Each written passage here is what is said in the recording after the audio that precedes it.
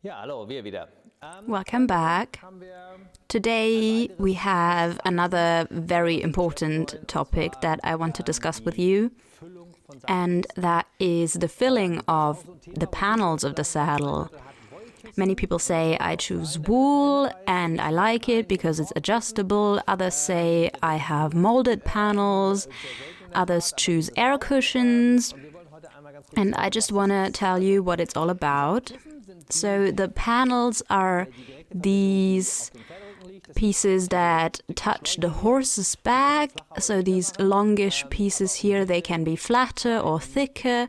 So these substructures are what we will be talking about today.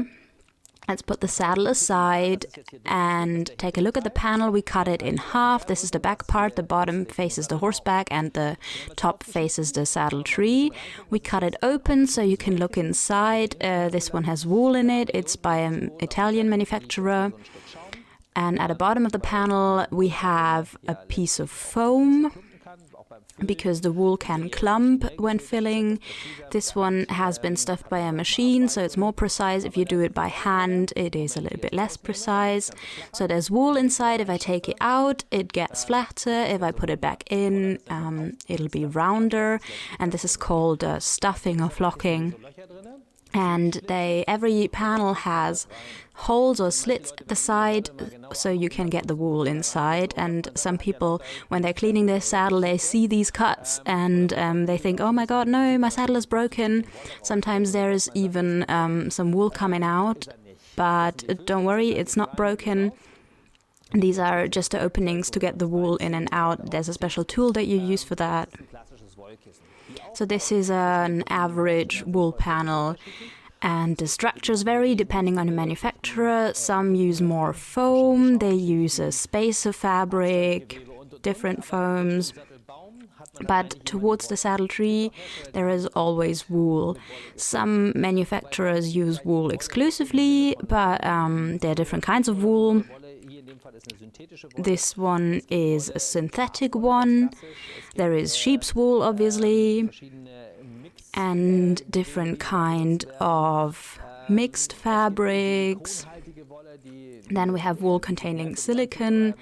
That feels a bit funny, but it is very stable. It stands well, so it doesn't compress as easily. And a wool panel should be soft, it should be even, should be smooth if you touch the bottom. And depending on the horse and how you use it, after 1 to 4 years, you need to redo it, refill it. So if you distribute your weight unevenly on the horse, then it will compress unevenly. So these are some arguments against a wool panel, but it is adjustable to the horse. It is very soft. So if your horse changes, you can adjust it. These are some advantages. In Germany and in many of the traditional equestrian sports countries, Germany, England, Switzerland, Scandinavia, it is very common to fill your panels. Earlier they would do that with rushes, and in Spain they still use that, but basically the concept is always the same. It's this leather bag that can be adjusted with different fillings. Something that has also been around for a long time are latex panels, foam panels. I'll show you the material here. It's squishy, and it can be inside the panel as a chunk or in different layers. I'll show you how it looks. In order to make everything more stable, so this is how it would be inside.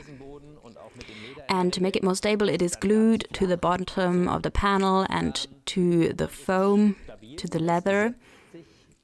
So it's very flat, it's very stable, it does not compress or only a little bit, but it cannot be adjusted. So if you buy a saddle with a latex panel, then the saddle cannot be changed. So the angles can be changed, the height can be changed, the distance to the horseback can be changed. Some manufacturers offer, if you want to make a change, they offer that you can get new panels.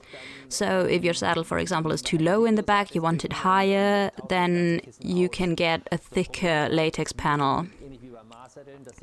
The problem is, like with custom-fitted saddles as well, you can't measure a moving horse. So if the angle is like this or like that on the horseback, so this is the withers, and then there's the back, and the panel could be like this or like that. And this is determined by the horse, really, and not by the saddle tree. But if you have a latex panel, the saddle tree determines how the panel sits on the horse. So if you sit really close to the horse when you have a tailored tree, like many Italian and French manufacturers like to do that, that really has severe consequences for the horse.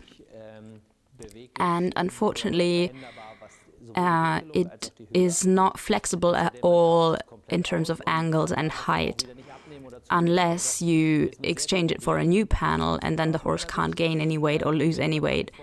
So many problems with this, but many people still buy it, especially those who can't be bothered with maintenance, or it's quite common in show jumping as well.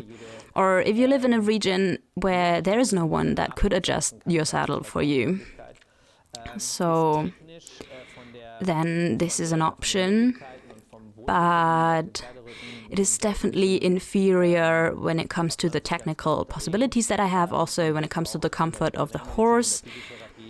So veterinarians, physiotherapists, manual therapists, they only say it's their second choice. Third option, very rare, this is a system by an English manufacturer, are air cushions like these, and they can be inflated, in this case together with foam. They have valves, so you can inflate it, well, more or less. And they are installed in the panel like this, they overlap in the middle, and then you get one big air-filled space. Installing these is actually quite tricky, requires some very precise technique. Not many people can do that. So it is very rare. I mainly use it if I have horses with medical conditions like kissing spines, or mares that have gynecological conditions that don't like anything sitting on their back. I also use it if I have a rider that is a bit too tall or too heavy for their horse. Obviously, there are limits to that, but you can make it more comfortable for the horse using air cushions. So I mainly work with wool. I don't use foam at all. We don't need to use that because we have the option of making adjustments to the wool-filled panels and adjust it to the needs of our customers. But I do use the air cushions in the therapeutic field, or if I have sensitive horses. These are the three main options when it comes to filling your panels. The ratio of wool and foam in the cushions, these obviously depend on the manufacturer. There are many different versions on the market. But the wool option and the foam option are the two main options that are around, that are on the market, and the wool is clearly my personal favorite because I can work with that. I was never happy with the foam, but the advantage of the foam is that it does not compress. It does not compress unevenly, but, well, the horse cannot really change or has to deal with the saddle, and I've noticed that horses are less and less willing to do that because they are becoming more sensitive and they move a lot, so you can restrict them a lot. And the quality of horses has changed, so wool and air-filled cushions are more relevant than ever.